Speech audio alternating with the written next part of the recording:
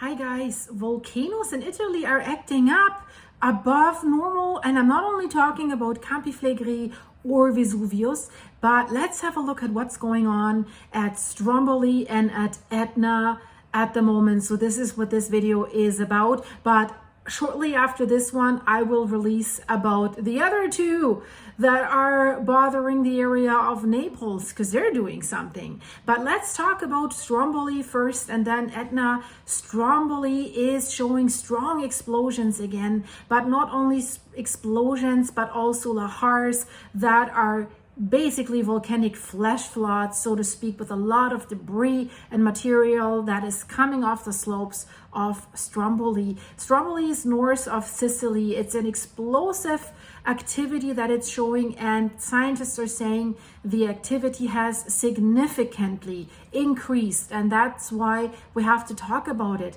So data that are provided by the local scientists there show that unusually strong Strombolian, that's these explosive eruptions, they call these Strombolian eruptions, are currently taking place at Stromboli, and that's over the course of several days. So mainly in the northeastern crater section of Stromboli, and these explosions, they really create a high acoustic pressure. It's really like you hear this is really something. This volcano is roaring and making a lot of noise, up to 2.13 bars, and so that is more than twice as high as the average that we usually see here at Stromboli. And you know, Stromboli is an island. The whole island is basically the volcano, but there's still settlements at the foot, at the beginning of the slopes of this volcano. And that's, of course, not really great.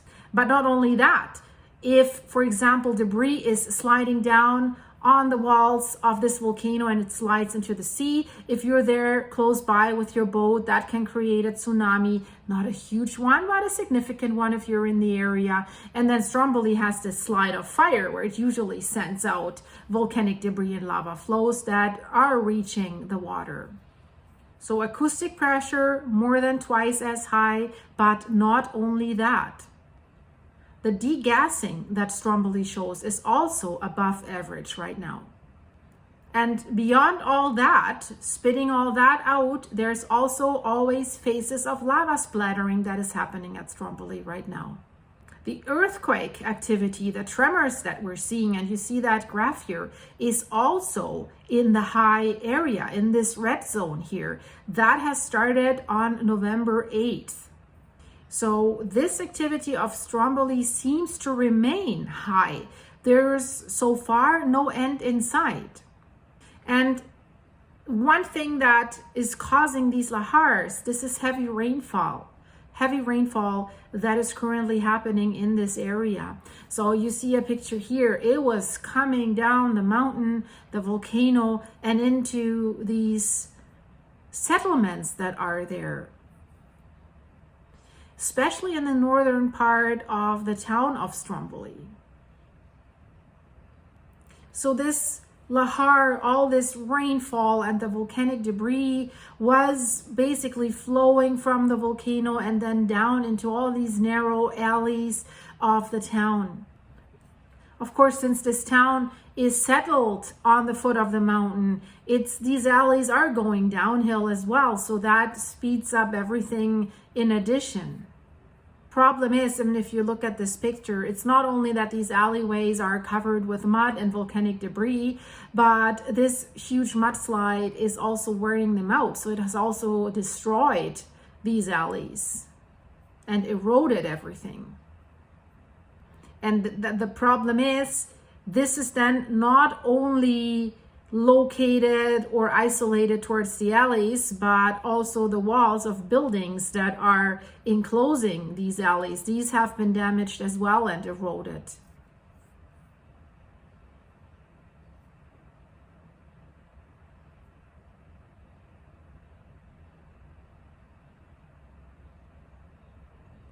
So why is this happening? There was a vegetation fire around that town in 2022, and that is why there's even more erosion, and we're seeing more debris and ground and soil and material flushed down from the slopes into the town. And the bad thing is, guys, this was not a natural wildfire. There was a film crew working in the area filming something, and they triggered this wildfire. And then there's another problem. You maybe will not believe it, but it's the goats. I mean, we know goats are good for eating unwanted plants and weeds, but it seems there's too many goats that ate too much of the protecting vegetation that would really keep the ground and the soil together.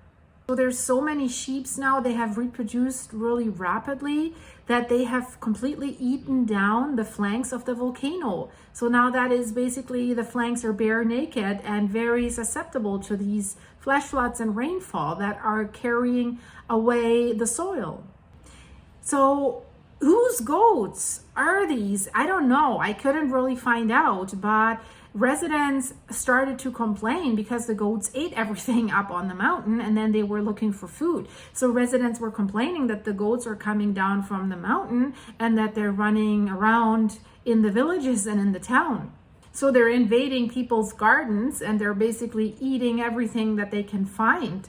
So I think maybe the residents, they should all have a big feast and some lamb roast and a glass of wine or something if there's so many, it seems like, unattended wild goats. So the problem that they seem to have now, it seems it's obvious that the number of these goats needs to be reduced, but it seems nobody feels responsible or wants to come up with the money to do that. So that's why these goats are still there and they're still doing that damage.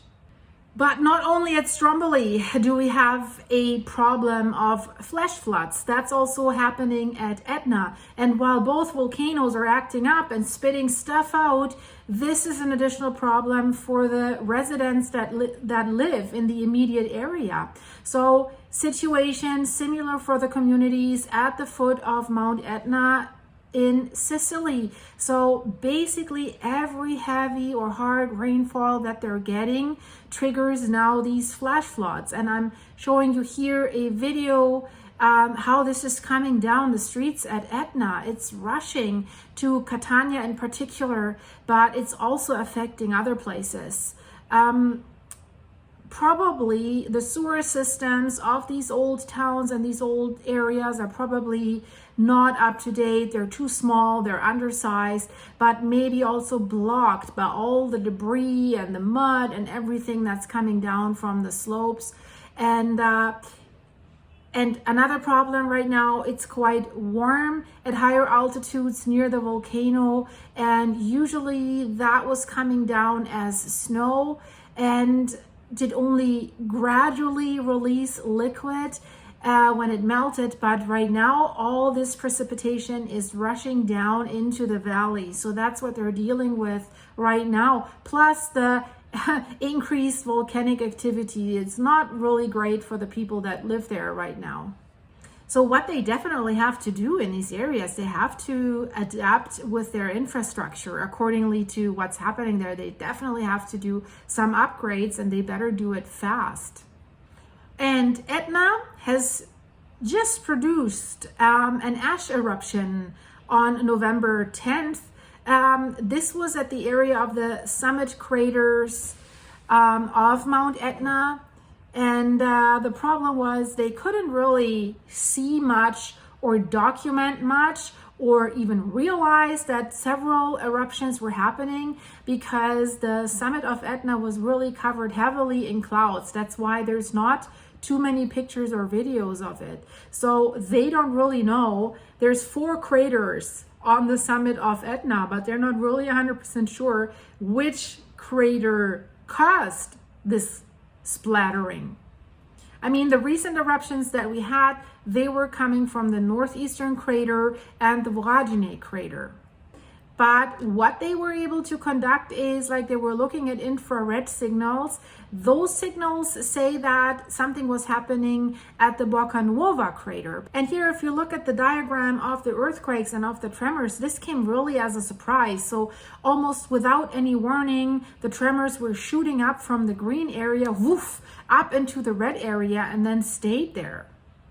So it was spitting out a lot of volcanic ash, and that was falling onto the surrounding towns. And the ash cloud was getting up to an altitude of 9,000 meters. So we will have to wait and see what these two volcanoes are able to produce within the next few days. Will they continue their explosive activities?